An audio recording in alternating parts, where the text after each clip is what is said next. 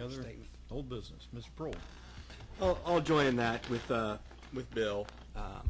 I think that this building is a nice building. I think that it's obviously that the current building that the courts are in is showing its age and will need to be replaced.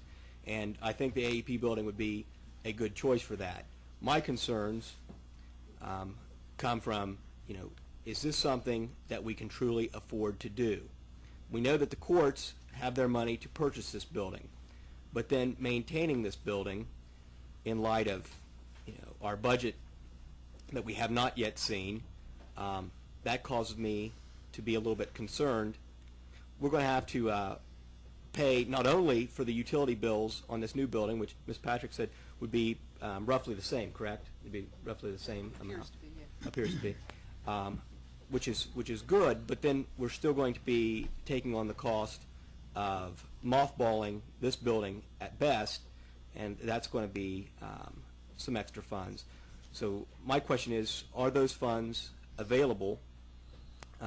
Do we feel that there is room in the 2010 budget to take on both the utilities for the new facility and maintain at least some utilities for this facility, while also taking into account the general maintenance of both buildings?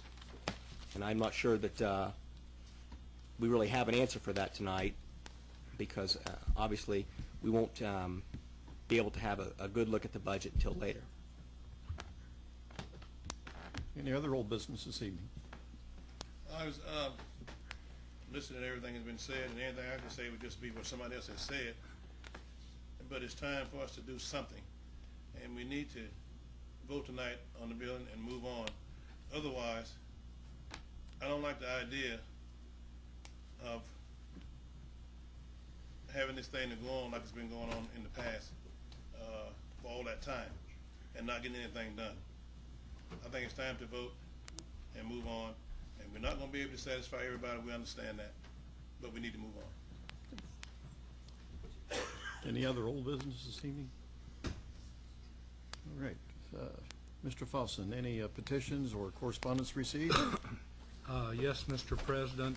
First of all, I received a notice from the Ohio Division of Liquor Control that the liquor permits in the city of Chillicothe are all scheduled to expire on February 1, 2010, and I distributed copies of that, as well as the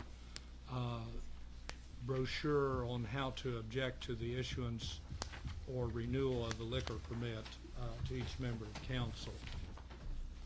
Secondly, I received from Gail Taylor of Vine Street, 253 Vine Street, who spoke earlier this evening, the entire typewritten set of remarks that are dated December 14, 2009, which she covered mostly in her discussion before council tonight. And then finally, I received a letter from the Chillicothe Ross Chamber of Commerce, signed by its board of directors, Liz Corzine, chairperson of its board of directors, urging the council of the city of Chillicothe to purchase the former AEP building for use by the Chillicothe Municipal Court. That's all I have, Mr. President. Ms. Anderson? I'd like to make a motion that be read in the letter from the Chamber of Commerce be read in its entirety. For the record, please. Okay. Would there be a second to that motion? Mrs. Ames seconds the motion. The motion would be to have the clerk read that letter in its entirety. A roll call on the motion. Ames. Yes. Bonner. Yes. Cross. Yes. Henderson. Yes. Lester. Yes. Malone. Yes. Patrick. Yes. Kroll. Yes. Trutchell. Yes. And that motion did pass. So Mr. Fawson, if you would. Yes, this is dated December 10, 2009, from the Chillicothe Ross Chamber of Commerce, addressed to Chillicothe Mayor Joe Sulzer, Chillicothe City Council President Bob Schultz, and members of Chillicothe City Council. Ladies and gentlemen, the Board of Directors of the Chillicothe Ross Chamber of Commerce urges you to acquire the former AEP building for use by the municipal court. About 6 months ago, we urged you to have a professional study conducted to consider all of the space needs of the city and to explore all possibilities. Since you chose not to conduct the study, you have limited those possibilities. In addition, you have apparently not received a bona fide offer from any other source. We recommend you purchase the property of Herbert Friedman at the northwest corner of Main and Mulberry Streets for these reasons. The courts for too long have endured cramped quarters that do not meet simple standards such as access by the disabled. The courts in the past decade or more have pursued other options downtown that were not viable. The purchase price for the former AEP building is more than reasonable. The courts can finance the purchase by the city through its fees with no extra burden on taxpayers.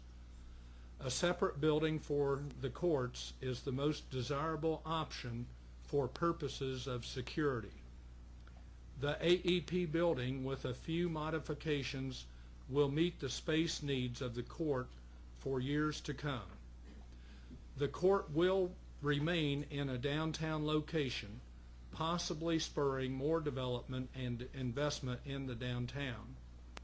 The present building can be mothballed or modified for use for other purposes, but in no way will be a detriment to our downtown. For these reasons, we believe the city should acquire the former AEP building for use by municipal court. Sincerely, Liz Corzine, Board of Directors, Chairperson. All right. There's no other correspondence, Mr. Folsom? That concludes my report, Okay. Mr. President. New business. Any new business this evening that needs to be discussed or brought up? Mr. Bonner?